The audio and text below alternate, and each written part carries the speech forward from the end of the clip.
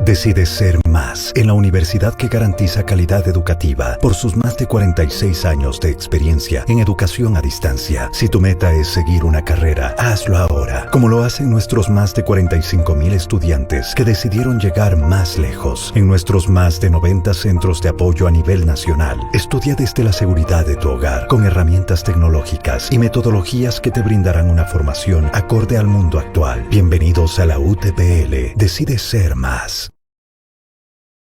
Son en los primeros claustro y los mejores. Estamos ubicados en la calle Rivera, entre Sucre y 3 de noviembre. Zona Informática, primeros en tecnología en el claustro. Bien, a toda la audiencia de Ecos del Cañar, a todos quienes nos siguen en esta transmisión muy especial. Nos encontramos, como lo habíamos anunciado ya en nuestras redes sociales, con la presencia del doctor Christopher Gallegos Rodas, ex subsecretario de Rehabilitación Social y abogado penalista, experto en temas de seguridad, y también con la presencia del doctor Andrea De Santis. Él es especialista en comunicación estratégica.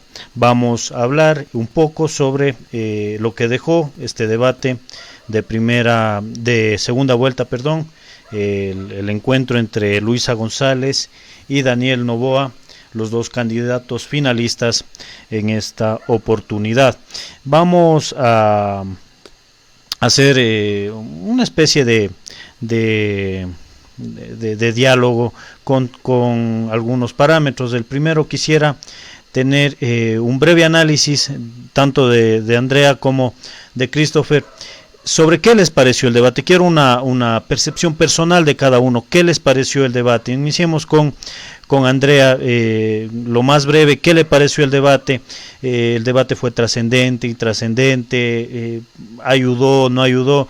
¿Qué es su criterio, doctor? Buenas noches.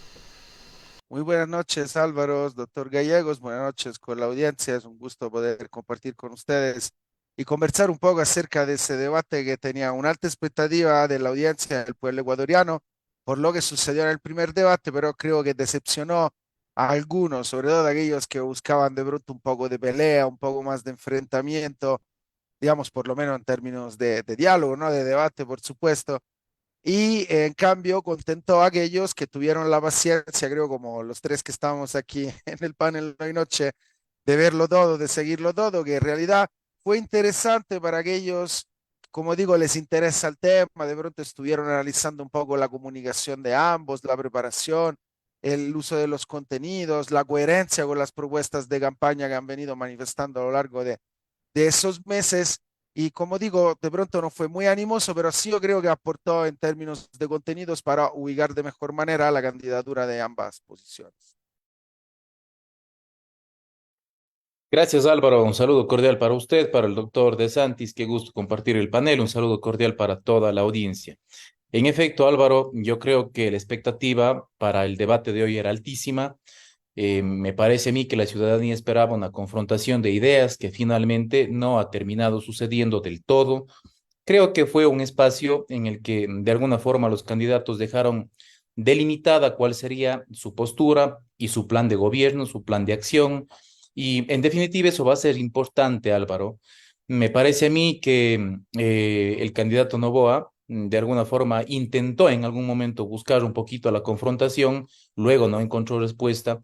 Y creo que eso es digno de aplaudir, Álvaro, porque más allá de si encontró o no respuesta o más allá de quién lleva la iniciativa de la confrontación, al final del día creo que los dos entendieron que por ahí no pasa el asunto, no pasa por señalar, por apuntar, sino más bien pasa de alguna forma por cohesionar el país que está totalmente fragmentado. Así que, más allá del formato que me pareció sí mejoró respecto del debate anterior, creo que de alguna forma la ciudadanía puede tener ya una opción un poco más clara de cómo se maneja por lo menos el planteamiento de cada uno de los candidatos. Y eso es, insisto, digno de aplaudir porque seguro el debate incidirá positivamente para unos y negativamente para otros.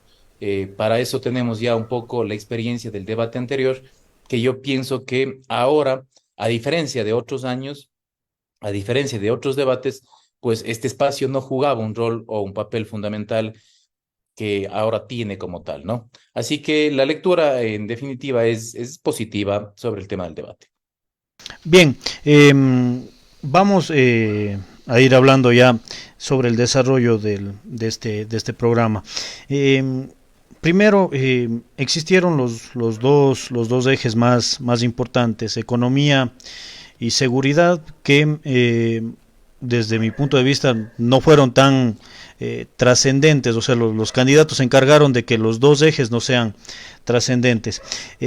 Andrea, ¿lograron los dos en estos dos, valga la redundancia, en estos dos puntos que son de alta importancia para el país, conectar sus ideas con el electorado? En un debate hay que analizar que justamente las reglas imponen a que haya un candidato que exponga en primer lugar sus ideas y que después haya alguien que el otro candidato que le haga una réplica y que después también conteste la misma pregunta. Pues como dentro de un debate, los candidatos normalmente cuando se preparan desde el punto de vista estratégico, calculan, digamos, ¿no? Un poco el orden. Si consideramos que el primer eje fue a cargo de Daniel Noboa, en cuanto fue el primero en contestar la pregunta, podemos decir que respecto a las expectativas no logró posicionar plenamente los puntos que de pronto eran importantes tratar, que la ciudadanía se esperaba tratar respecto al eje económico, mientras que dio la posibilidad a la otra candidata, pues, que era la segunda en presentar sus ideas, de posicionar de mejor manera digamos, la idea o el plan, la propuesta que tiene para su gobierno. Quiero aportar al respecto en la medida de que la técnica, o mejor dicho, la estrategia de González, de Luisa González respecto a este debate fue preguntar al candidato cuando le correspondía en las réplicas, en las contrarréplicas, algo que ella después iba a exponer en su respuesta, ¿no? Fue una estrategia que normalmente se usa en los debates como para mostrar que un candidato es más preparado que otro, que su propuesta es más estructurada de la otra, porque busca evidenciar una debilidad que después se supone que va a responder a través de su propuesta. Yo creo que eso fue lo que le dio la ventaja en el primer eje, el eje de economía. Respecto al eje de seguridad, tengo que decir que no creo que haya habido un ganador entre los dos. Y eso fue desfavorecido por la pregunta, porque la pregunta apuntaba más a un tema que no tenía que ver necesariamente con la seguridad que todos los ciudadanos o la inseguridad que todos los ciudadanos hemos visto incrementar día a día, sino se relacionaba más con temas estructurales, de la política o hasta de la macroeconomía de un país, que claro, son importantes, pero de pronto no nos permiten entender la propuesta del candidato o de la candidata respecto a lo que es su intervención, su accionar directo sobre ese problema.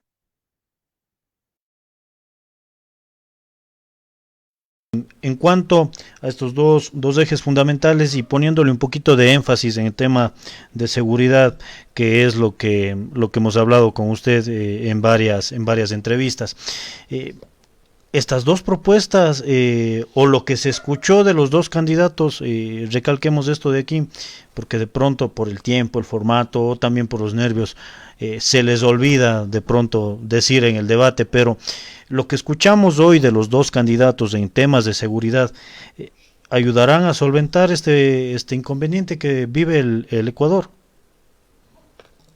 Mire, Álvaro, yo creo que al final del debate siempre tiene que haber un ganador. Un ganador es el que capitaliza de alguna forma a la ciudadanía, a la opinión pública como tal. Y eso pasa un poco por la claridad de las propuestas, por la elocuencia o la coherencia de las afirmaciones que se hacen. Yo creo que en el término general, el candidato Noboa de alguna forma mostró un poco de vaguedad e imprecisión al momento de emplear el lenguaje para plasmar las propuestas que quería transmitir. Y eso pasó bastante, por ejemplo, en el tema económico, ¿no? Falta de cifras específicas, falta de dígitos presupuestarios, por ejemplo, que es importante porque si no queda simplemente una mera expectativa. Usted conoce que en gestión pública todo tiene que venir acompañado de una referencia presupuestaria. No se puede hacer las cosas sin dinero, en palabras simples.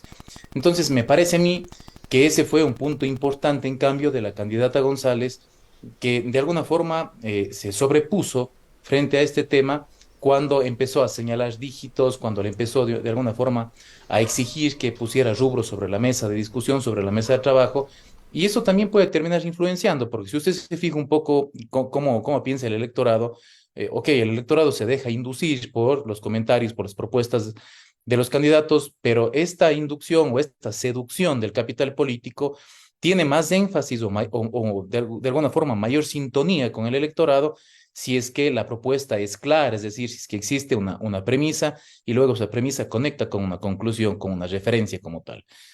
Entonces, me parece que en el eje económico no hubo tanta precisión, me parece que ahí sí podemos decir que la candidata González en alguna medida salió vencedora o ganadora respecto a este tema, porque además supo aprovechar bastante bien las vaguedades o las imprecisiones que dejaba el otro candidato. Luego, en el eje de seguridad, a mí me parece que la pregunta sobre seguridad era clarísima, ¿no? Está necesariamente vinculada con la crisis de inseguridad que tenemos, pero la respuesta o la propuesta de los candidatos tiene que ser una respuesta global, una respuesta genérica, porque no puede tampoco pasar por el tema de voy a crear el Ministerio de Coordinador de Seguridad, por ejemplo, y con esto se acaba el tema de la inseguridad.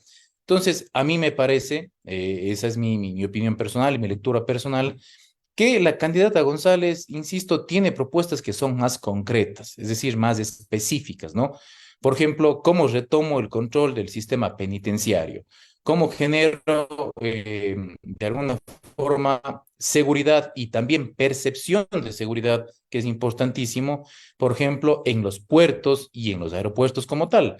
Claro, luego el tema de la premisa es bastante amplia porque simplemente te dicen, vamos a militarizar, voy a poner a los militares, sin precisar mucho cuál sería la estrategia concreta. Esto pasaría por dos razones. Primero, porque no lo puede aterrizar bien como idea, no lo puede desarrollar, sea por los nervios, por el formato del debate o porque simplemente no tiene la capacidad para hacerlo, o en su defecto pasaría por una segunda variable que podría ser estratégica. Yo no puedo decir por asuntos precisamente de seguridad o de inteligencia cómo específicamente lo voy a hacer, ¿no? Entonces, hay ciertas precisiones que cuando se utilice el lenguaje hay que ir cuidando y obviamente no se cuidaron acá por parte de los candidatos. Hubo ambigüedades incluso en algunos pasajes de sus alocuciones y también pienso que los nervios pasan factura, ¿no? Yo nunca he estado en un debate presidencial, espero nunca estarlo, no me gustaría, pero en todo caso pienso que eso puede jugar un poco en contra y hacer en definitiva que las propuestas no sean tan claras. Sin embargo, en estos dos ejes, Álvaro, me parece que le ha sacado un poquito más de partida a la candidata González, eh, precisamente por quizá precisar, si bien no de forma total, pero precisar en alguna medida cuáles serían las acciones concretas que en definitiva es lo que a la gente le interesa, ¿no? Cuando uno habla de seguridad, por ejemplo, ok, ¿cómo me vas a dar Ujú. seguridad? No me digas más policías, no me digas voy a poner 500 millones de dólares en el presupuesto general del Ministerio del Interior. Tienes que decirme cómo vas a llevar la política de seguridad a mi barrio, a la puerta de mi casa, por ejemplo. Y entonces ahí parece que tiene un poco más de éxito la candidata González.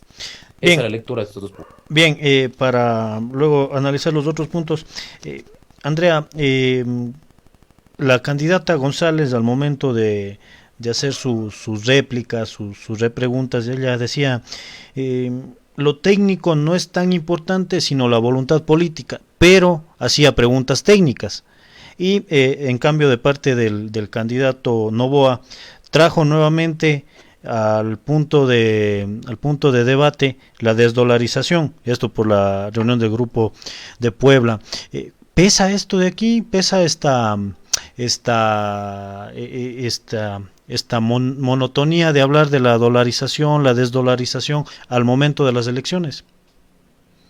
Bueno, es un tema muy importante que siempre se, digamos, se utiliza en momentos importantes de la campaña y cuando, como en el caso de esta campaña, otros candidatos, como el caso de los candidatos vicepresidente, digamos, eh, dan pasos falsos, podemos decirle de esta manera. Y para responder tu pregunta, voy a poner, digamos, un ejemplo respecto a lo que ha sido el debate de hoy. Hemos visto al candidato Daniel Noboa hablar de salud pública gratuita, de educación gratuita, de acceso gratuito a la educación, que es algo que está en contraste con lo que ha venido expresando su candidata a Ujú. vicepresidenta en muchas entrevistas. que bueno, en estas últimas semanas ha desaparecido, digamos, de la escena mediática y creo también territorial del país, justamente por esas declaraciones que venía haciendo. Pues claro que esos temas se vienen consumiendo a lo largo de la campaña en función también de cómo lo saben, digamos, lo vienen respondiendo cada uno de los candidatos. Yo creo que es un tema importante, repito, pero que ha sido tratado mucho durante la campaña y creo que ha quedado bastante claro, sobre todo respecto a otra estrategia que creo que ha utilizado el candidato Noboa esta noche, que fue la de intentar acercar su discurso en ciertas propuestas también al de la candidata Luisa González cuando se anticipaba su respuesta. Esto le quita argumentos a la, digamos, segunda candidata, en este caso, que va respondiendo la pregunta, pues elimina un poco de fuerza su propuesta. Y repito, cuando esas están evidentemente en contraste con la candidata.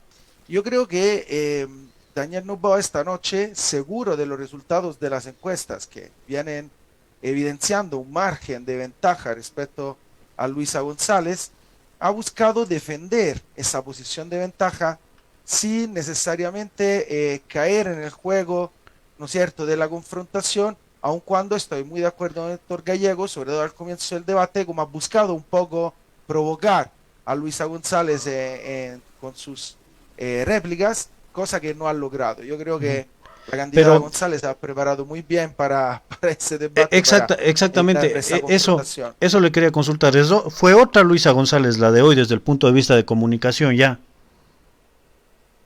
Pero claro, es que tenemos que ser claros con la audiencia, ¿no? El primer debate, o sea, el debate de la primera vuelta es un debate con muchos candidatos, ¿no es cierto? Y hay una posición, en este caso la candidata Luisa González, en este debate era la primera, según las encuestas. Pues era ella la que tenía que defender su posición, evitar el enfrentamiento, digamos, no buscar ser el centro de la atención para no recibir los ataques masificados, digamos, de los demás candidatos y mantener esta posición de ventaja.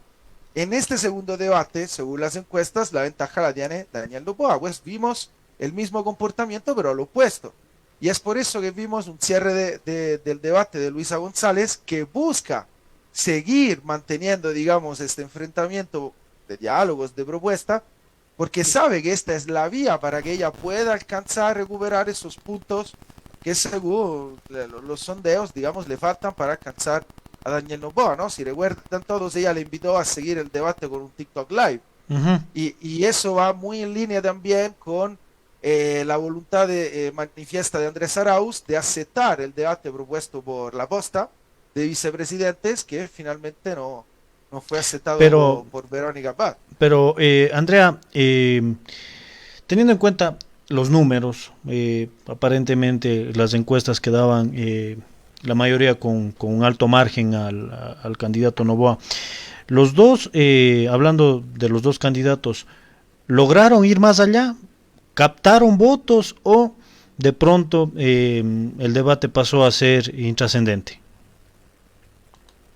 A ver, estamos hablando de 50-50, ¿no? En la medida que tenemos dos candidatos, pues a diferencia de la otra vez, donde de pronto había algún candidato, en el caso de Noboa, que no era muy conocido por la audiencia, que ganó visibilidad del debate, en este caso la visibilidad la tienen ambos, por la misma manera, porque son uno contra el otro, ¿no es cierto? Si que algo se ha ganado de puntos, y en este caso estamos hablando de, hablemosle así, de un mejor desempeño de Luisa González respecto a Noboa, de pronto de un mayor protagonismo, si eso queremos decir, en el debate o lograr posicionar de mejor manera su propuesta respecto al otro candidato, pero hablamos de unos pocos puntos. Y eso se relaciona mucho con lo que hablábamos antes de empezar el programa. Lo que va a decidir el resultado de estas elecciones está en el porcentaje de indecisos, que es extremadamente alto. Y ese porcentaje de indecisos no va a votar nulo en las elecciones, por lo menos no lo van a hacer todos. Solo que todavía no lo han decidido, justamente por eso se definen indecisos, o simplemente no quieren expresar su opinión, no quieren hacerla manifiesta. De pronto ya han decidido, están más por una opción para otra, pero no la quieren expresar, no la quieren manifestar. Y en ese porcentaje de indecisos, el que vaya a expresar el voto es el que realmente va a pesar dentro del resultado final de las elecciones. Bien, doctor Gallegos, tomando en cuenta el eje de seguridad, ya para luego pasar a hablar de lo demás. Eh, Básicamente, los dos, o Luisa González indicaba de que hay que dotarle de equipamiento a la policía, hay que reactivar los UPCs, hay que tener nuevamente el plan de recompensa para los delincuentes más buscados, pero en cuanto ya a respuestas concretas o a propuestas concretas, lo que usted mencionaba, ninguno dio un plan concreto y decir, bueno, mañana en este barrio hacemos esto, en esta parroquia, en esta ciudad el otro, o también en cuanto al microtráfico y al narcotráfico. Los dos hablaron de las fronteras y de los puertos y aeropuertos. ¿Es suficiente esto o qué hace falta para ahondar en el debate de la seguridad? Mire, Álvaro, el debate de la seguridad es un debate muy complejo. Esto no pasa por generar una propuesta. Esto tiene que venir acompañado de una capacidad de acción por parte del Estado, en donde además el Estado logre integrar las funciones del Estado. Si nosotros tenemos un Estado que en este momento se encuentra fragmentado, en donde hay pugnas de poderes, es imposible que un planteamiento de seguridad, por más perfecto, perfectible que se vea, dé resultados concretos como tal.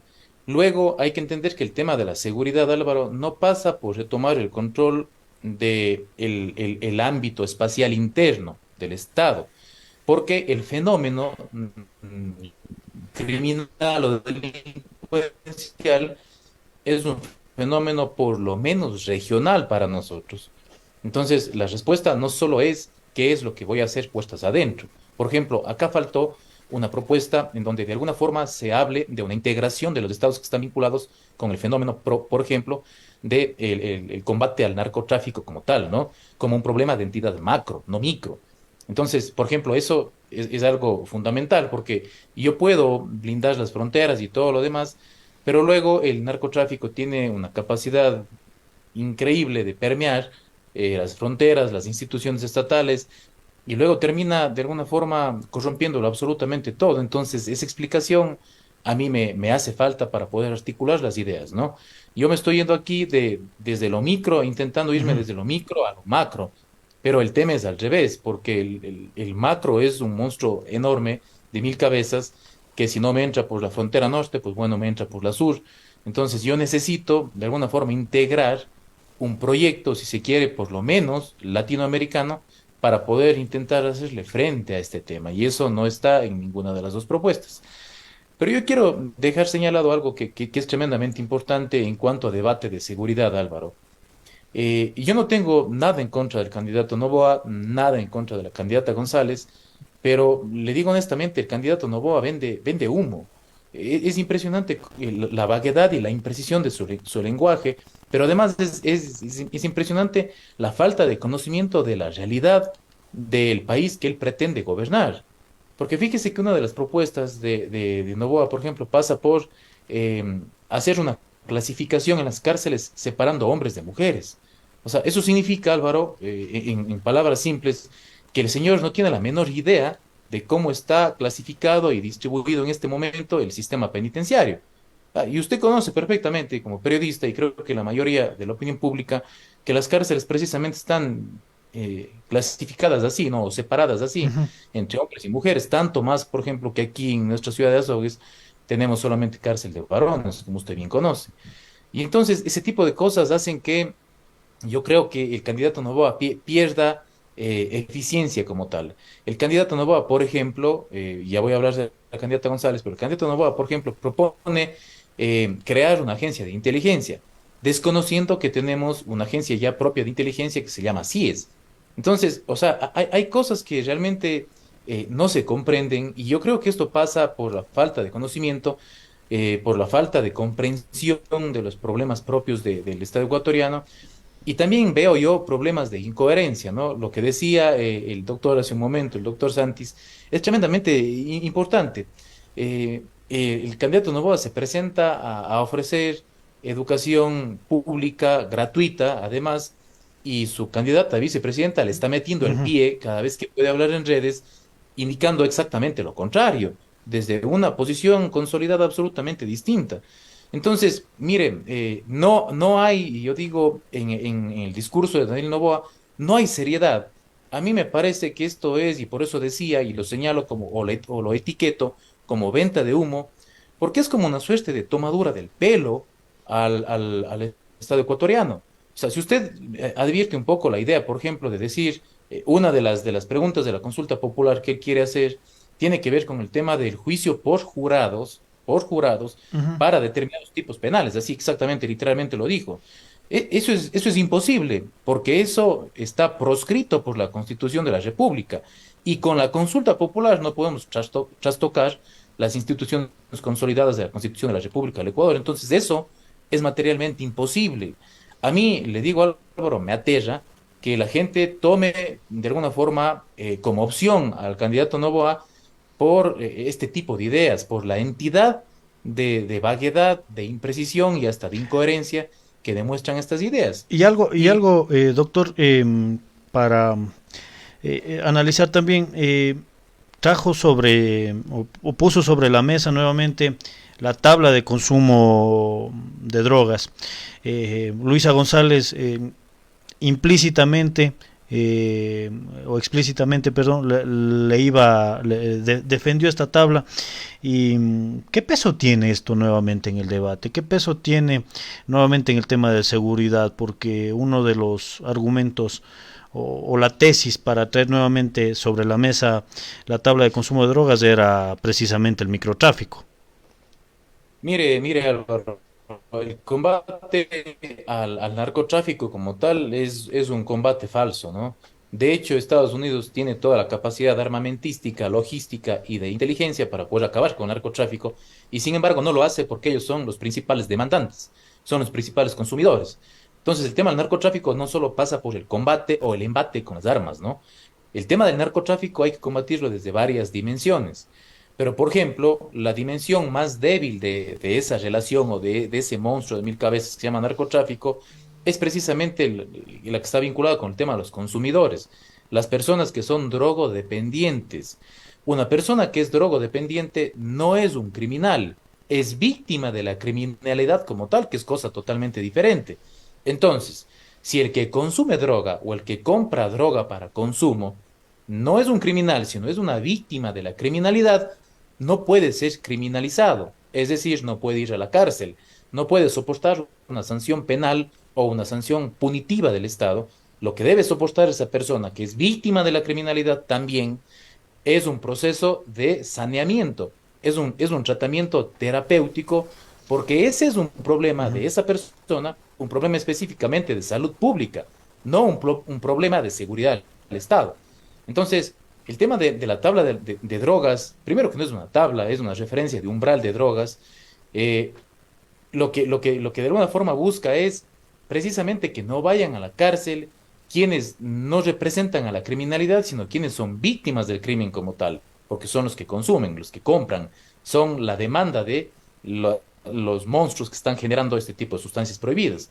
Entonces, eso no se va a poder superar, Álvaro, porque incluso las potencias mundiales tienen esta tabla o esta regulación. Si usted va a Estados Unidos, en determinados estados, usted puede comprar y consumir. Si usted va a países vecinos de Latinoamérica, como por ejemplo Uruguay, usted tiene las famosas droguerías, ¿no? Uruguay logró vencer de alguna forma el tema del narcotráfico. Para el Con la narcotráfico, Uruguay legalización. no es apetecible por el tema de la legalización. ¿Por qué? Porque no importa si está prohibido o si está permitido, lo que importa es que el Estado tenga control de eso. Porque al final de cuentas, aunque esté prohibido normativamente hablando o legalmente hablando, igual la gente lo compra y lo consume. Entonces, que esté prohibido no significa que no haya, significa que el Estado no tiene control. Lo que hay que hacer es controlar el tema, y obviamente a mí me parece que, por ejemplo, aquí, o sea, la otra propuesta es una propuesta mucho más clara, una propuesta más conceptual y una propuesta mucho más organizada, sin quererle dar la razón a la candidata González, porque el otro simplemente dice la tabla de drogas fomenta el tema del consumo. Entonces, esa es una falacia que no tiene ningún tipo de sustento técnico y ningún tipo de sustento científico. De hecho, las grandes potencias han creado este tipo de regulaciones del umbral de consumo precisamente a partir de la ausencia de corroboración científica de lo que está diciendo Novoa. Entonces, una vez más, O sea, es un discurso, en mi opinión, absolutamente vacío, que intenta ser decorativo, que busca un poco apelar al sentimiento, al argumento retórico emocional de la gente, en donde yo quiero impactar en las emociones, en las sensaciones y captar el capital político, pero a partir de un hecho que es totalmente falto o huérfano de ciencia, de número, de corroboración como tal. Pesa, doctor Andrea, el tema de este discurso de la tabla de consumo de drogas, del umbral establecido en el gobierno anterior, ¿pesa nuevamente o ya es como la dolarización, que cuando necesito lo pongo nuevamente en el debate? Creo que la segunda opción, mi estimado Álvaro, estoy de acuerdo con el doctor Gallegos en la medida que considero eso un recurso utilizado por el candidato Noboa en este marco del enfrentamiento, como intentar provocar la candidata o buscar evidenciar algo del gobierno de Correa, que justamente la vincula, ¿no? Por ser de esa banda política, con algo negativo, algo que pueda vincularse a los problemas que se están viviendo, pero una cosa es el microtráfico, otra cosa es el tráfico internacional de droga, el cultivo de droga, porque Ecuador se volvió de un país de tránsito a un país productor. Y eso también, digamos, no creo que el mercado interno sea el que represente ese incremento, aunque es un problema que por supuesto va enfrentado y es un problema grave para nuestra sociedad y por eso fue utilizado también en el marco del eje social, si así queremos decir, dentro de la justificación. Pero no creo que en ese sentido influya mucho dentro de lo que es el sentir popular o el popular está consciente respecto a lo que es el peso de la presencia de pandillas extranjeras, de mafias extranjeras, el incremento del narcotráfico, sobre todo en cuanto es lo que la producción y la exportación de la droga hacia Europa, hacia otros países. Yo recuerdo que durante los cuestionamientos y respecto a la empresa Flobeca, la empresa pública, también se descubrieron cargamentos de droga que estaban viajando. No obstante, la empresa fuera, digamos, debajo de la atención de la opinión pública y de la investigación de autoridades y de periodistas, seguía ese narcotráfico, ¿no? Hacia otros países. Pues yo creo que no fue tan buen argumento para el candidato. Y concuerdo también con el doctor Gallegos, porque cuando escuché de la clasificación entre hombres y mujeres en el sistema carcelario, que quedé sorprendido, ¿no? Y pensé que yo no soy experto como el doctor, pero creo que muchos nos preguntábamos si el candidato está consciente de que esto ya sucede desde hace un tiempo en el sistema carcelario, no solo del Ecuador. Bien, para pasar al tema social, se hablaba de educación, de salud y que básicamente eh, Daniel Noboa le trataba de dar un punto de vista desde la corrupción, desde el combate a lo que hizo el gobierno de Rafael Correa, hoy representado con su candidata Luisa González, incluso refiriéndose ya a la refinería del Pacífico, que él iba a hacer ahí, por ejemplo, un plan de vivienda, eso lo dijo directamente. Eh, en cuanto a las propuestas sociales, si bien es cierto, la Revolución Ciudadana se ha categorizado, se ha calificado como un gobierno que busca precisamente romper las brechas sociales y a Daniel Noboa lo han encasillado en la derecha, que básicamente no le interesa precisamente estas barreras sociales. ¿Qué candidato y qué propuestas fueron más coherentes en este sentido?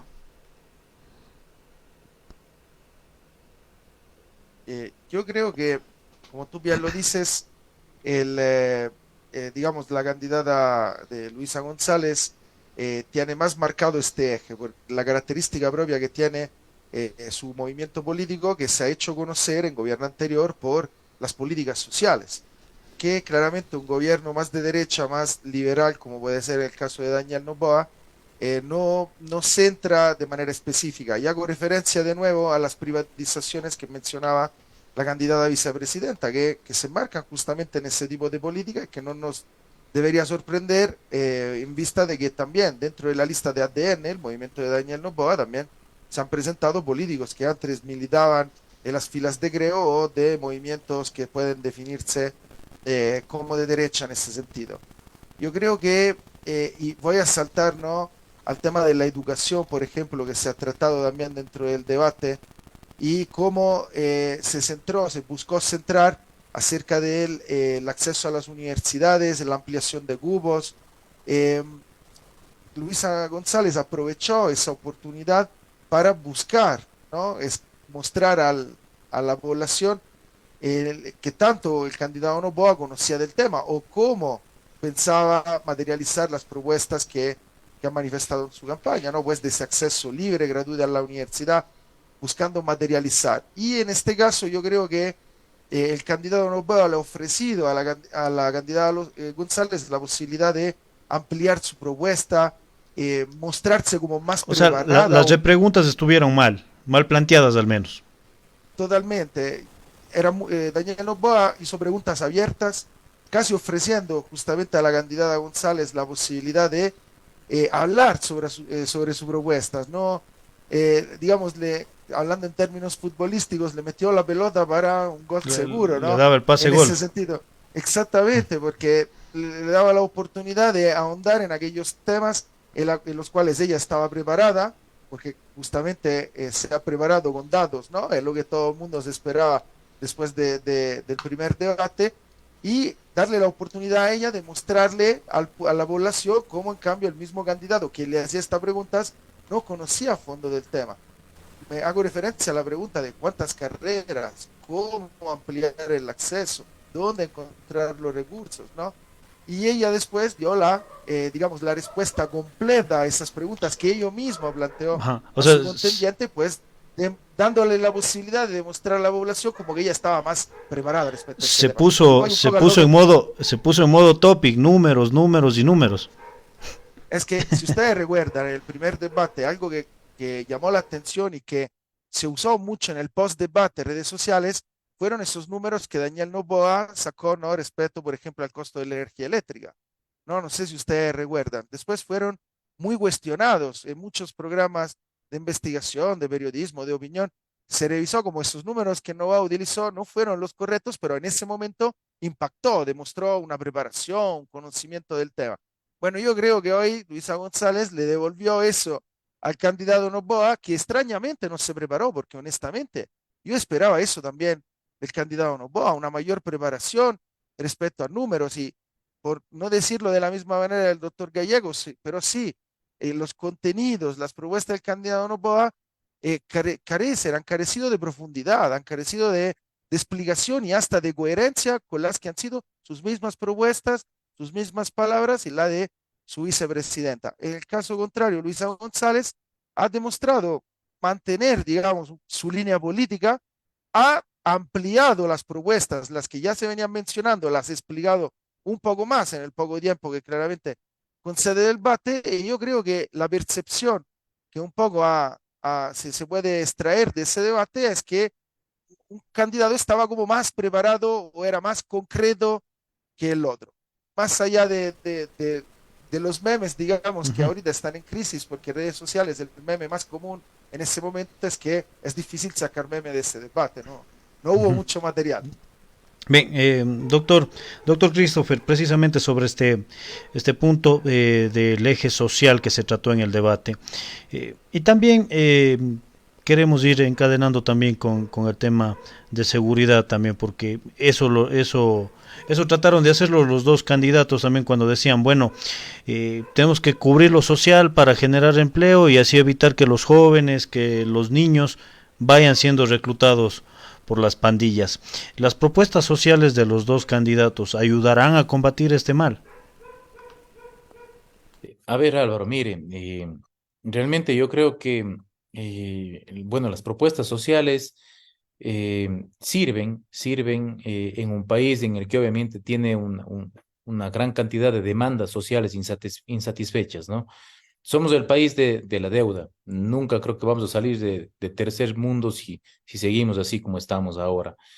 Y claro, eso pesa en el debate presidencial, pesa en la oferta de campaña, y creo que está íntimamente vinculado con el tema de seguridad, porque la seguridad, dicho sea de paso, es lo más preocupante para la ciudadanía. Entonces, si yo quiero capitalizar políticamente al electorado, tengo que hablar precisamente de los males que más les agobian, que más les acechan o que más les preocupan. Y entonces, a mí me parece que los dos han intentado generar un discurso sobre más o menos cuál sería la política social, hablando de temas de infraestructura, de apoyo con los GATS, ya con los gobiernos locales o seccionales, pero una vez más me parece y concuerdo con el doctor De Santi que realmente Luisa González demuestra mayor preparación, ¿no? Yo creo que en términos generales podría yo decir que ella estuvo de alguna forma mejor orientada con las respuestas, pero además estuvo mejor preparada que Daniel Noboa para obviamente desarrollar el plan y para contestar la batería de preguntas que se formularon. Entonces, por ejemplo, cuando analizamos el tema de, mm, del eje social, tenemos, por ejemplo, el planteamiento claro de Luisa González para un problema que ya se viene, que es el fenómeno del niño, ¿no? El problema del fenómeno del niño, en palabras de Luisa González, tiene soluciones que son súper claras. Pasa por el tema de infraestructura, pasa por el tema de fomentar la economía con tema de créditos, con incluso con donaciones de créditos. Lo que no tenemos en el caso del candidato Noboa, una vez más, son referencias muy genéricas, muy abstractas y también son imprecisas, ¿no? El candidato Noboa a mí me parece que se asesoró un poco con el candidato Topic, lo digo así abiertamente, porque en cada cosa quería meter el tema de seguridad, ¿no? Tenía el estribillo de, al final de cuentas, el tema de seguridad. Y estoy convencido de esto, porque incluso llegó a señalar ciertas circunstancias que eran idénticas a las propuestas del candidato Topic, como por ejemplo utilizar drones en las fronteras, utilizar tecnología, generar la posibilidad de implementar radares en aeropuertos y un sinnúmero de cosas más que hacían parte de la oferta electoral del candidato Topic, que dicho sea de paso abiertamente dijo que le iba a entregar a Daniel Noboa. Sin embargo, Noboa no capitaliza la idea, no cristaliza la idea porque no tiene la misma capacidad que Ujú. Topic. A mí me parece que esto es clarísimo, esto pasa un poco por capacidad, ¿no? La candidata Noboa me parece a mí una persona más capaz González. para desarrollar, la candidata González, me parece una persona más capacitada para desarrollar sus ideas. El otro candidato es como que en ocasiones pierde la hilación con la que debe conducir su discurso y eso genera problemas porque termina luego cerrando con cualquier cosa como estribillo el tema de la seguridad, por ejemplo. Entonces, no logra el candidato Noboa construir un argumento, ¿no? No logra de alguna forma vender el mensaje que está proponiendo venderle a la ciudadanía. Y eso se hace, por ejemplo, a través de una técnica en materia de discurso o de alocución, a través de una técnica persuasiva, ¿no? Que no tiene el candidato Noboa porque en varios pasajes, incluso del debate, se mostró inseguro, además de impreciso, pero era como que estaba apagado. El tipo generó una discusión verdaderamente aburrida, Ujú. que fue bastante bien aprovechada por la otra candidata. Y claro, con la dinámica que entiendo yo le prepararon a Luisa González, ella supo capitalizar todas y cada una de las oportunidades que le dejó el candidato Noboa. Tanto es así, Álvaro, que en las réplicas y contrarréplicas que se iban haciendo, como dice el doctor De Santis, en efecto el candidato Noboa hacía preguntas demasiado abiertas, ¿no? Lo correcto era más bien cerrar un poco la capacidad de respuesta para buscar que la candidata de alguna forma sea imprecisa en la respuesta o no tenga forma de salirse Claro, por del ejemplo, contexto. en el tema del fenómeno del niño, que Novoa y su giro de negocio están siempre relacionados con el agro, con la producción bananera, él tenía para despapallarse, como decimos comúnmente.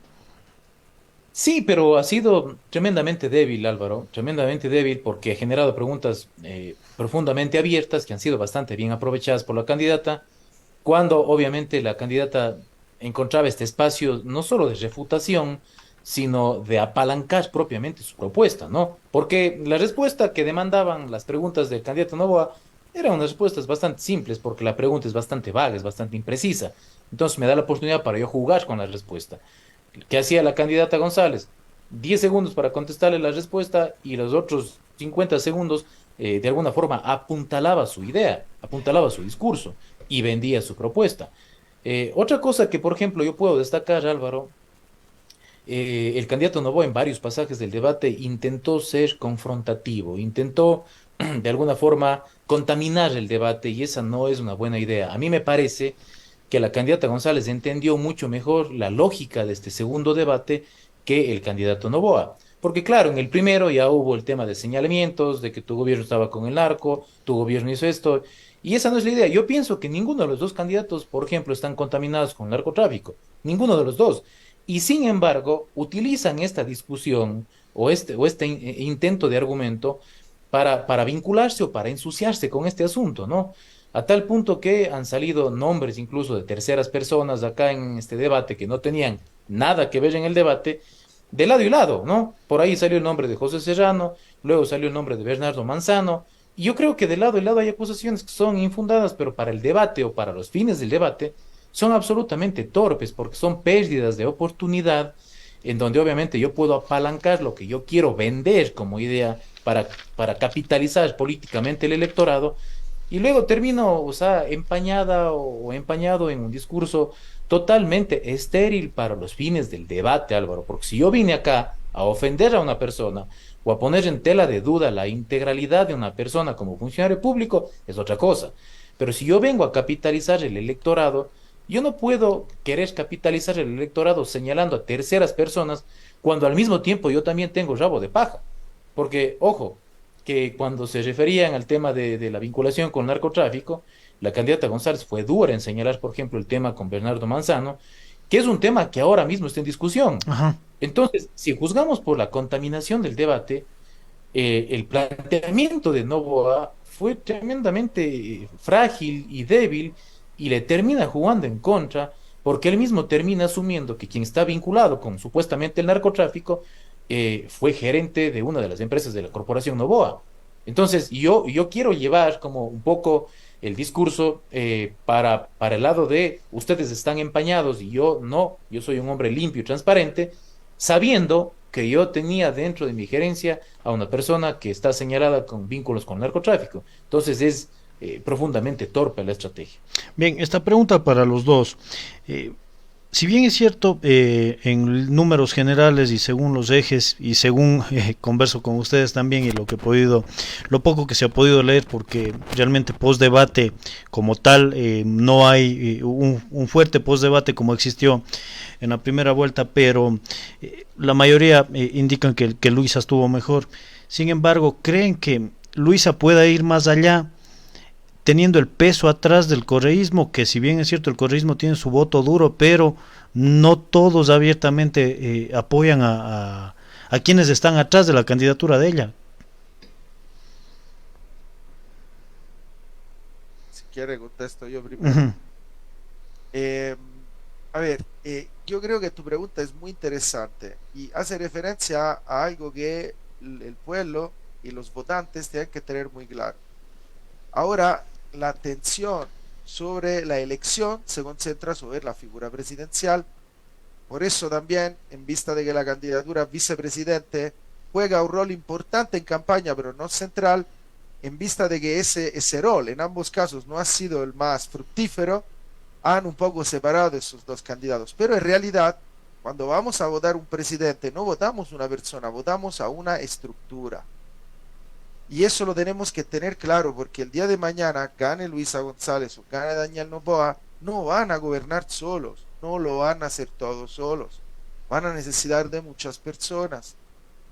Lo que hoy vimos reflejado en el debate, yo creo que fue un debate mucho más normal, si así se puede definir, respecto a la primera vuelta, vemos reflejadas estas estructuras.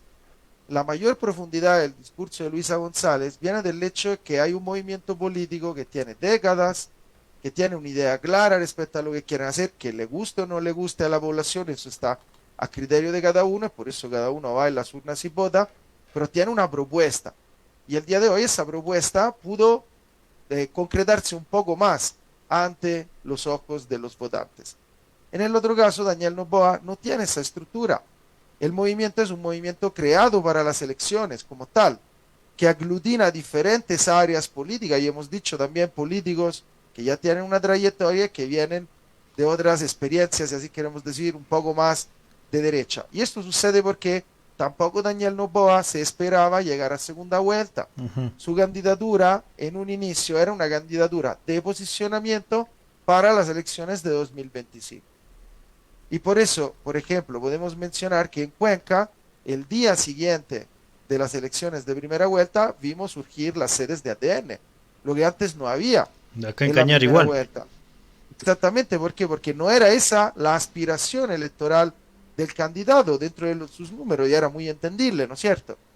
Bueno, pues tuvo que improvisar, desde mi punto de vista, en esa segunda vuelta, un programa para gobernar un año y medio que no tenía desde el comienzo de su campaña y concretar propuestas en un mes, por más que se tenga buenos asesores, por más que se tenga habilidad persuasiva, como decía el doctor Gallegos, va a tener sus limitaciones y esas limitaciones se ven cuando en una confrontación 2 a 2 hay que responder esas preguntas, no hay Pero, la posibilidad de evadirlas o de ajá, que las trate otro candidato. Yo creo que eso es lo que se visibilizó el día de hoy. Y quienes estaban realmente indecisos y no sabían quién votar, si hoy han seguido el debate, yo creo que se han dado algunas respuestas respecto a lo que ellos buscan. No estoy diciendo ni a favor ni del uno ni del otro, sino respecto a lo que realmente están esperando para el país. Más allá de eso, yo no creo que haya aclarado o haya,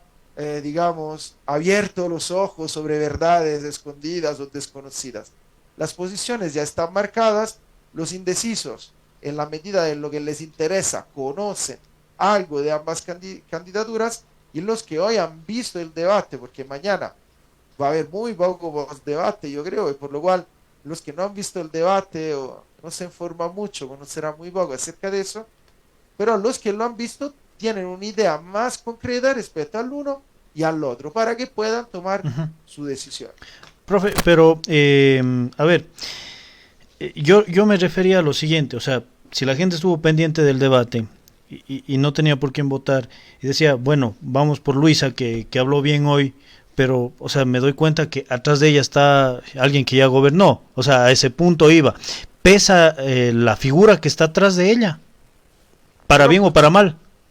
por supuesto, Álvaro, por eso es lo mismo que te estaba diciendo, te lo voy a decir de otra manera. El debate de hoy mueve muy poco a los puntos, porque lo que ya se venían llevando los candidatos se lo van a seguir llevando hasta el final. Lo poco que se pudo ver de pronto es una mayor o menor preparación de uno u otro candidato, pero detrás hay cosas que hoy de pronto no se tocaron mucho, como que detrás de Luisa González está Rafael Correa, nunca se lo ha escondido, o como detrás de Daniel Noboa está el grupo Noboa, su familia, y nunca se le ha escondido. Yo lo que sí quisiera analizar es, por ejemplo, cómo se van a tratar esas relaciones dentro de un futuro gobierno. Por ejemplo, Luisa González dijo abiertamente que Rafael Correa va a ser su asesor. Y a eso a algunos no le va a gustar, como a otros sí le va a gustar. Pero también dejó muy en claro hoy, no sabemos qué tanto será cierto, que si ella va a ganar, ella será la presidenta y ella tomará las decisiones. Por el otro lado, Daniel Noboa, yo veo que antes preguntas incómodas sobre el grupo Noboa, él dice que él no sabe porque es el grupo Noboa, pero cuando le preguntan, por ejemplo, sobre si su empresa, Bananera Noboa, ha exportado bananos a Rusia, él contesta que no, pues sí, como que no aclara muy bien la posición que tiene respecto a ese grupo y a lo que decía antes, si él va al gobierno, ¿cuántas personas de ese grupo, no necesariamente de apellido Noboa, van a terminar dentro del gobierno, como hemos visto en el caso de Lazo? Por eso yo digo, si sabemos que si gana Luisa González, va al correísmo, si gana Daniel Noboa, ¿quiénes son los que van? Esa es un poco la pregunta que yo en realidad me hago y que hubiese querido que hoy se aclare un poco más, pero en realidad es muy difícil que eso se trate en los debates, ¿no? De hecho, cuando el candidato Noboa al comienzo de la segunda vuelta empezó a hablar de sus posibles ministros, ya se cerró automáticamente el tema, porque es algo muy arriesgado.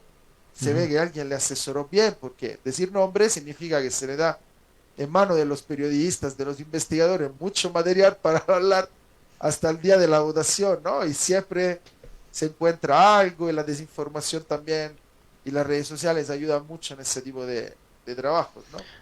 Doctor Gallegos.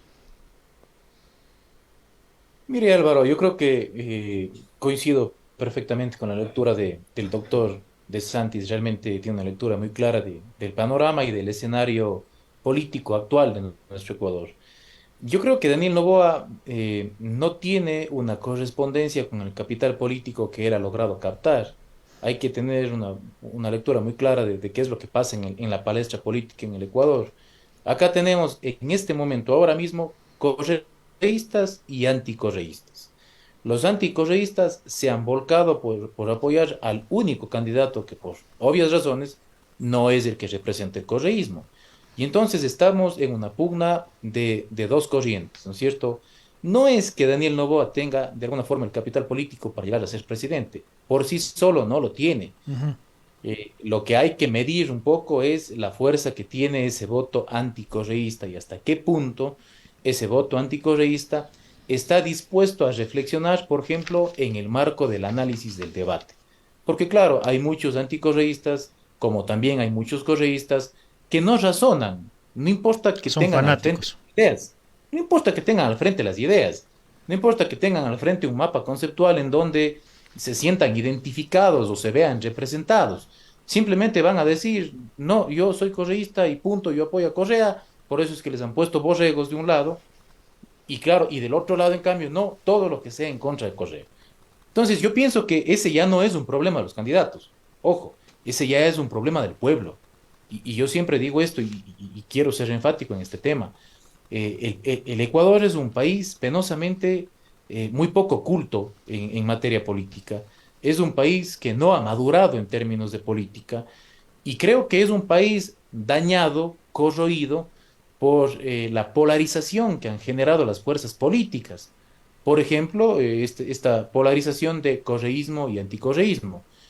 Entonces, al final de la jornada, Álvaro y ciudadanía, y yo creo que la gente debe tratar de hacer un esfuerzo, un intento por madurar políticamente. Acá, como decía el doctor De Santis, acá no es que Daniel Noboa por su cara bonita va a resolver los problemas o Luisa González por su cara bonita va a resolver los problemas.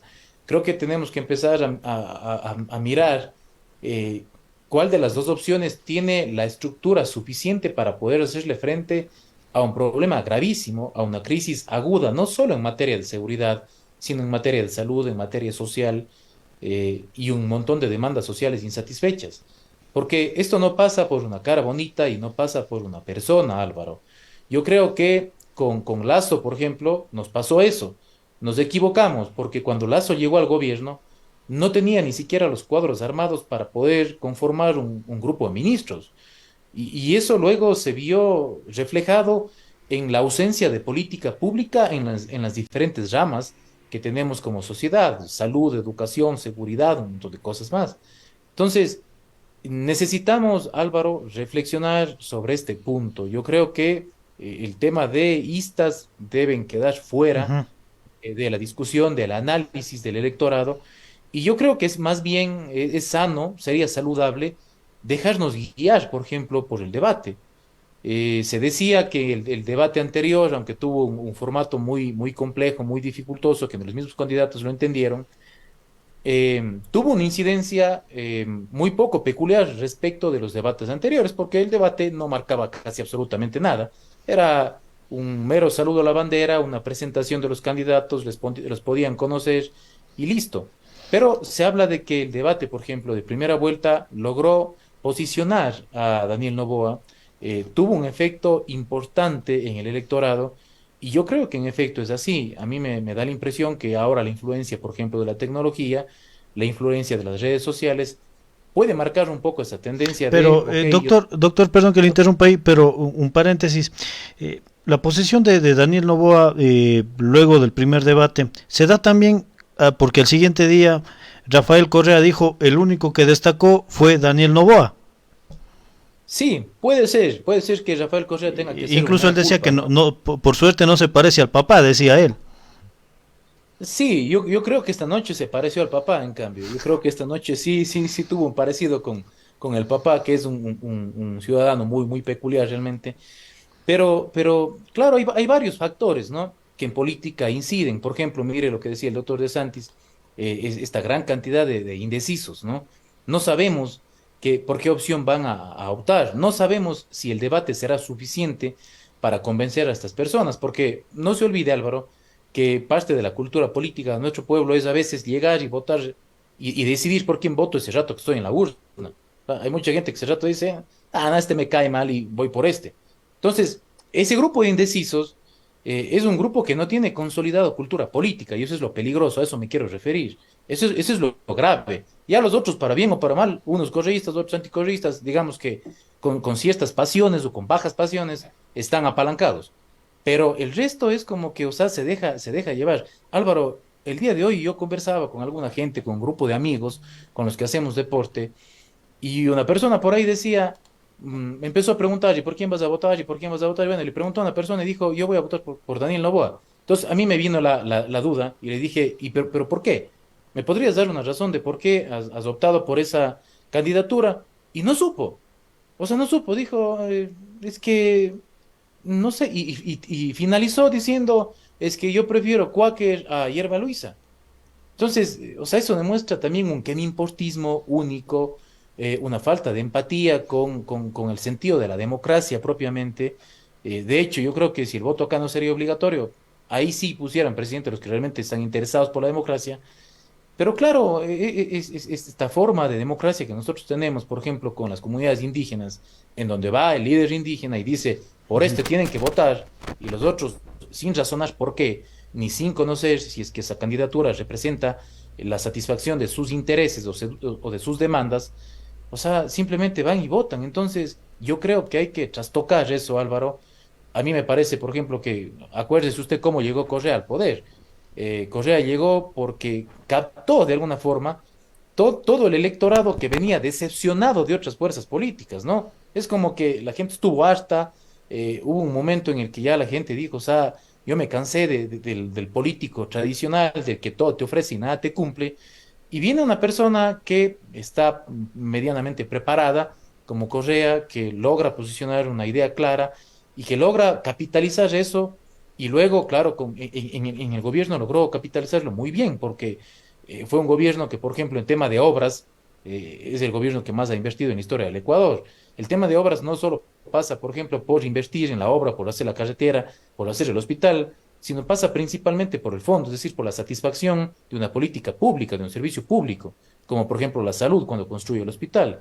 Entonces, eso yo creo que ha dejado marcado el tema del correísmo y también ha dejado marcado el tema del anticorreísmo, porque, ojo, si de algo se le cuestiona al correísmo, es precisamente de haber hecho esas obras, pero con sobreprecio. Entonces, es como que entramos siempre en esa dinámica, en esa Y hay dualidad. esa fragmentación que se dio, ¿no? O sea, si vos estás conmigo, chévere, correísta, chévere, eres buena gente, pero si estás conmigo anticorreísta, olvídate, eres antipatria por poco. Es que eso ya no puede pasar, Álvaro. Mire, los dos gobiernos que vinieron después, sobre todo el de Moreno, que fue un gobierno, hablemos así, que traicionó al gobierno de Correa, o sea, ese gobierno tenía que ocuparse de cohesionar al pueblo, ¿no? De hacer que el pueblo deje pugnas que no le pertenecen al pueblo, que son pugnas propias de los políticos, que responden a intereses muy particulares y muy individuales, no colectivos.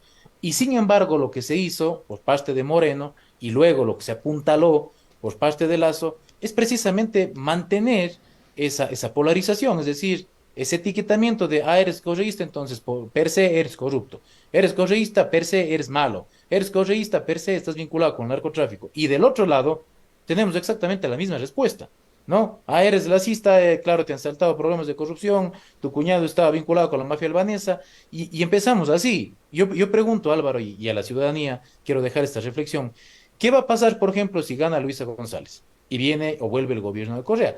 Muchas cosas se han hecho mal y tendrán que ser evidentemente analizadas y otras tantas también juzgadas, incluso en justicia ordinaria, en el gobierno de Lazo.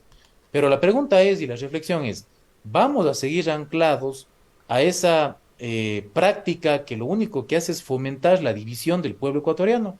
Porque, o sea, de esto no vamos a salir si seguimos divididos. Acá esto no pasa por un solo movimiento, por una cara bonita, ni por una estructura política. Esto pasa por algo más, Álvaro. Yo creo que hay que reconciliar al pueblo ecuatoriano. Yo creo que debemos, de alguna forma, poner los ojos en generar un sentido de responsabilidad y de pertenencia al Estado ecuatoriano. La gente se nos está yendo, Álvaro. La gente está migrando, la gente ya no tiene sentido de pertenencia con el Ecuador, la gente no se siente representada ni por el cóndor, ni por el sol, ni por el agua, ni por nada. Entonces, eso es grave porque se va generando un proceso de desocialización de las personas que, fíjese, en términos de seguridad, esto es bastante preocupante, porque claro, cuando hay una sociedad que no tiene norte, que no tiene empatía con las instituciones de su Ajá. propia democracia, Caldo de cultivo para la delincuencia. viene la delincuencia con la criminalidad organizada y te crea esto que son las pandillas o las delincuencias juveniles, en principio, que terminan consolidando ya los brazos de las estructuras criminales a gran alcance, ¿no? Entonces, yo pienso que, en definitiva, para cerrar esta parte, Álvaro, debemos generar una cultura política distinta. Creo que el gobierno que venga tiene una tarea titánica, más allá de la seguridad, más allá del tema de la educación, de reconciliar al pueblo, a la ciudadanía, de dejar de etiquetar a las personas como buenas o como malas, de eso se encargarán las instituciones del Estado, y obviamente intentar refundar la República, Álvaro, porque todo está corroído en el Estado ecuatoriano, todo. Entonces, esto no es un tema simple y mucho menos considerando el tiempo que va a tener el próximo gobierno. Así que ojalá vengan días mejores del marco de este análisis. Bien, dos temas finales ya para ir concluyendo. Quiero agradecer a las más de 100 personas que nos están siguiendo en este momento. Andrea, algo que de pronto se nos escapa del análisis es el saludo inicial de Noboa cuando agradeció a los médicos porque le atendieron a la esposa y a él por un tema de salud. De pronto este no será el argumento para luego decir, bueno, señores, yo estaba atravesando una situación emocional, familiar y de pronto no pude concentrarme directamente en el debate. Yo creo que sí, que ha sido, no sé que si es cierto o no, no lo voy a poner en duda, sin embargo, digamos, es un argumento, digamos, para poder justificar o hasta motivar cierto desempeño.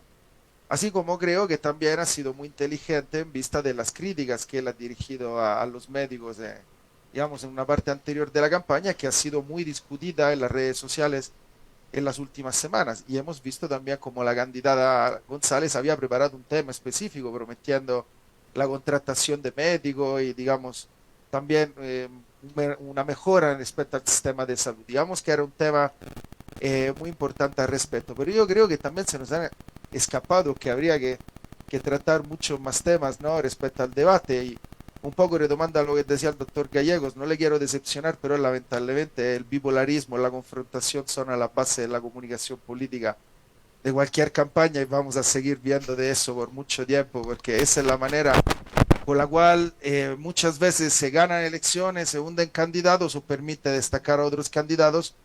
No nos olvidamos que, por ejemplo, no, el correísmo cuando ganó también lo hizo de cierta manera y todos los que vinieron después. Así como concuerdo respecto a la falta de madurez política, deberíamos trabajar un poco más y yo espero que lo que han visto el debate esta noche vayan un poco en este proceso. Pero también hay algo que no hemos conversado y le hemos tocado de borde, yo creo que va a ser fundamental, que es el voto indígena.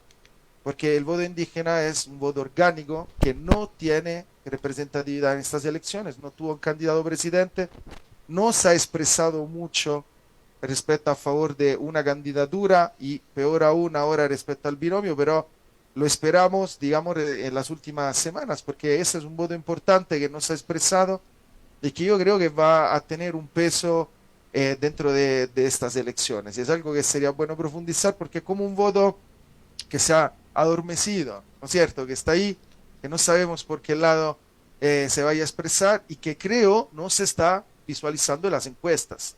Y ese es el tema. Pero, por ejemplo, la polarización que genera Leonidas dice en este sentido, porque no toda la estructura indígena está de acuerdo con la presidencia de Leonidas dice en Aconaye. Muchos de las tomas de decisiones del actual presidente de la CONAIE han sido cuestionadas por las organizaciones de base. El doctor Gallegos creo que también conoce un poco sobre lo que pasa en la provincia del Cañar, por ejemplo, que no siempre respetan a lo que diga el líder nacional. Esta polarización que existe también en la CONAIE, los que son de la línea de ISA y los que no son de la línea de ISA, también puede pesar ya al final contando el voto indígena. Bueno, lamentablemente no tenemos el resultado, el Ujú. éxito de las elecciones internas, por lo cual no podríamos decir la ciencia cierta. Sin embargo, podemos decir que ahora tienen un líder y que hay un buen grupo de personas que le siguen a este líder. ¿No es cierto? Pues yo creo que, claro, esta vez no va a haber un voto en bloque, porque no tenemos un candidato propio de ese movimiento, pero aunque sea una parte mínima, va a votar, yo creo, de manera orgánica, en base a un proyecto político, posiblemente hasta en base a acuerdos que ya se hayan tomado y que nosotros no conocemos, ¿no es cierto?, por lo que es un futuro gobierno, y yo creo que ese voto va a pesar, ¿cierto? Si hablamos de que es un porcentaje que puede oscilar entre el 2 y el 15%, bueno, restémosle un 50% si queremos ser equitativos, es un porcentaje importante que puede hacer la diferencia finalmente en una segunda vuelta, ¿no? Por eso estoy muy atento, creo que sería importante que lo hagamos también, que un poco nos interesamos de eso, a este voto que hasta el momento no se ha pronunciado, ha dejado un poco entender cuál podría ser su posición, pero en realidad no lo conocemos y creo que va a pesar mucho en las elecciones. Bien, doctor Gallegos, lo que empecé diciendo ya en esta parte, en una de las partes finales, la presencia y la forma de expresarse de Daniel Noboa puede luego argumentar lo que había anunciado, precisamente de que tuvo un quebranto de salud su esposa, pasó algo también con la salud del resto de su familia, porque eso empezó diciendo y bueno, mañana tal vez en los medios de comunicación lo profundice al ver ya el resultado final de el programa de debate electoral del CNE.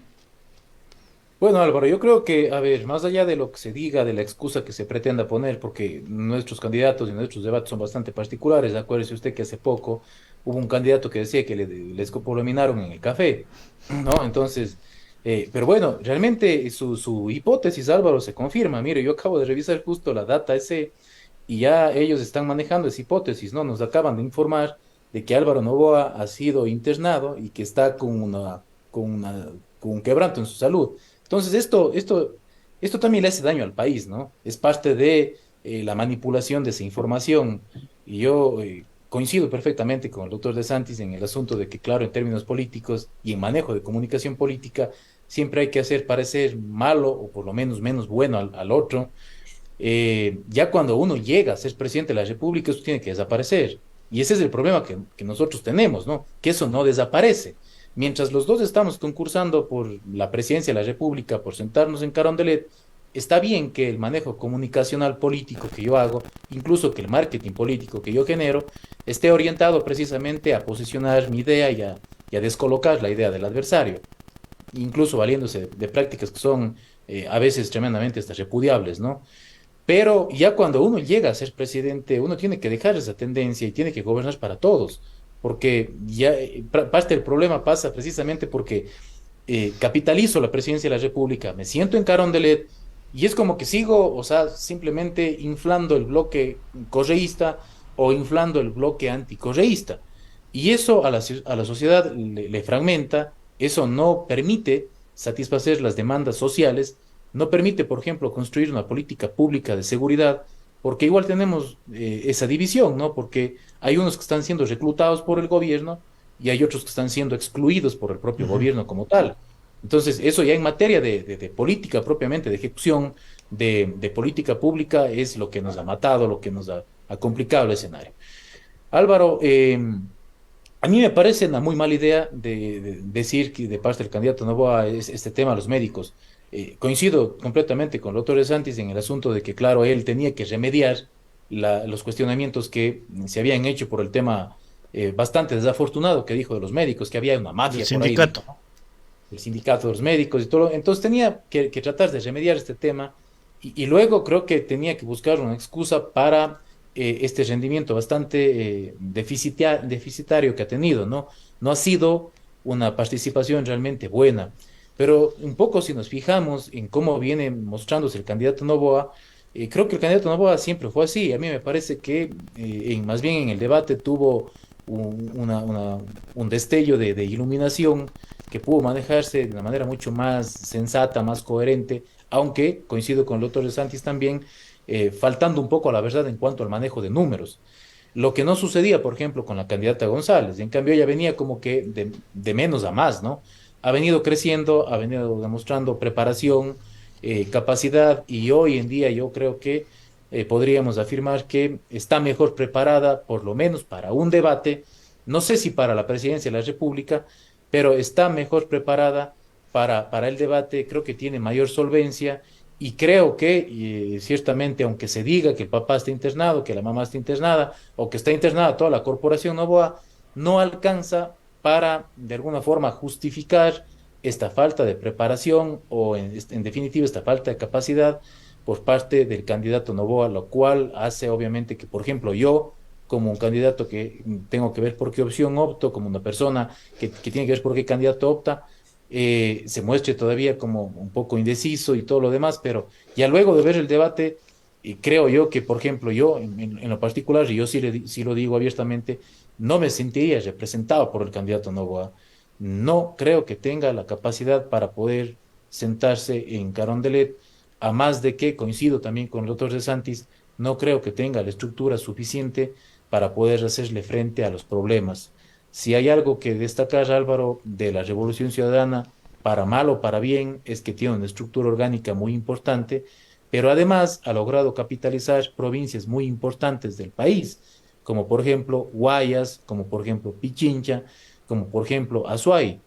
Y conociendo un poco cuál es la dinámica de nuestra política, en donde, claro, a pesar de que ya llegamos al cargo, seguimos siendo rivales políticos, y yo pienso que las cosas se podrían hacer de una manera mucho más fácil en articulación de política pública con la candidata González que con el propio candidato Novoa.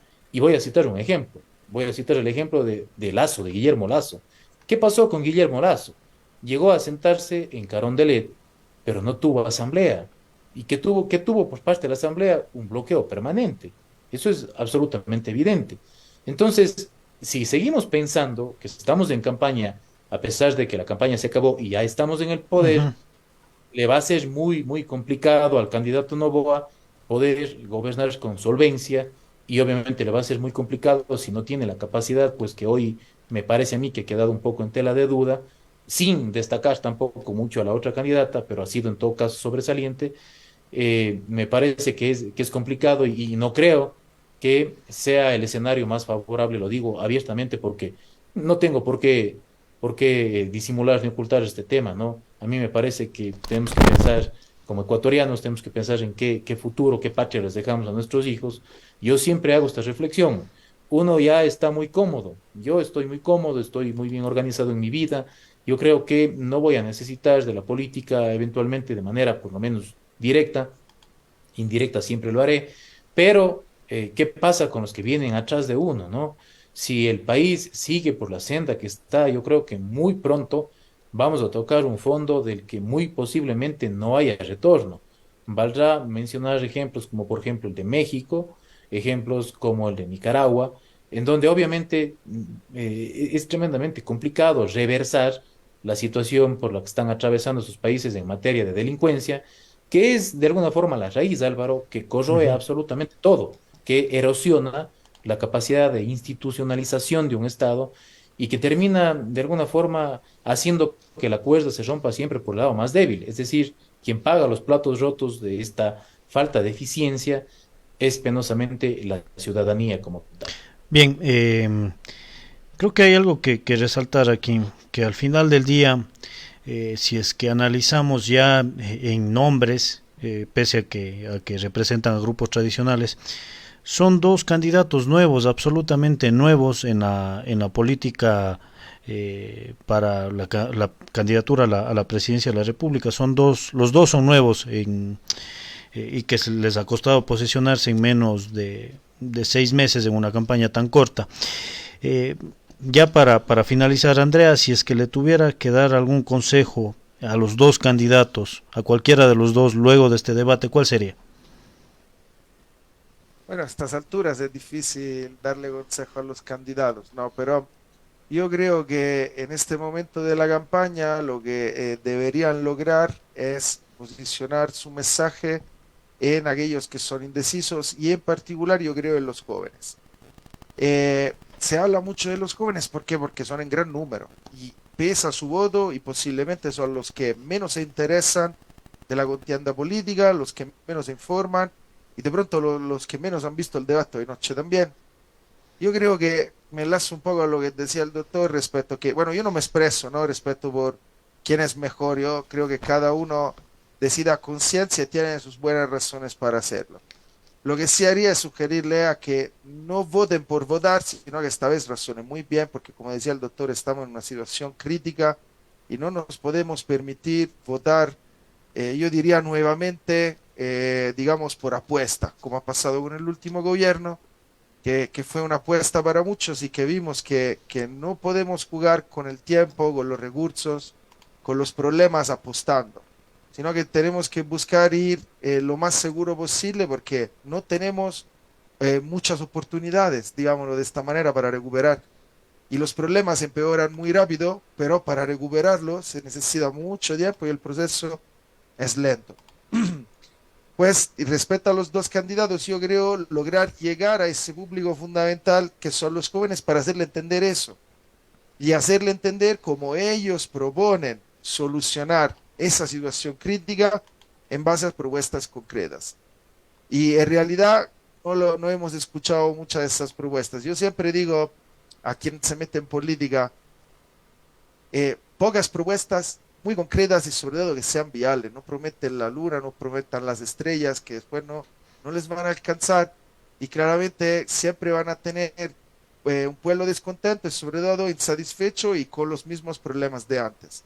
Yo creo que esa es un poco la clave que tienen ahora los candidatos porque está muy reñida y a raíz de todo lo que estamos viviendo, creo que como nunca la población se ha interesado, aunque sea en mínima parte, para conocer un poco más de sus candidatos. No digo que conozcan las propuestas o que sepan, digamos, toda su historia o todas sus relaciones, pero sí se han interesado un poquito más para conocerlos. Pues ahorita que falta poco, busquen votar con eso y no con la barriga, porque muchas veces cuando vamos a la urna y no sabemos qué hacer, escuchamos más nuestra barriga, ¿no es cierto?